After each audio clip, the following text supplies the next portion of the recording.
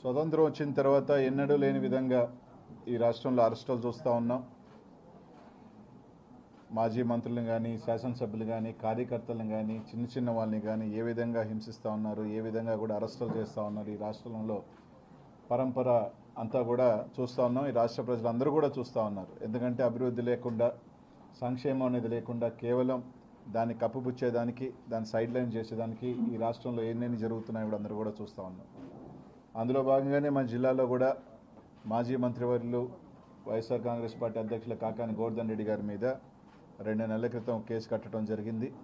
అందులో భాగంగానే ఏ రోజు కూడా మైన్ ప్రాంతానికి వెళ్ళని వ్యక్తి, అక్కడ ఎప్పుడు కూడా లేని వ్యక్తి ఒక అక్రమ కేసు పెట్టడం, దానికి సంబంధించి దాంట్లో మళ్ళీ అనేక కోణాలలో ఎస్సీ ఎస్టీ కేసులు పెట్టడం, అన్నీ కూడా కేసులు పెట్టడం అంతా కూడా చూసాం.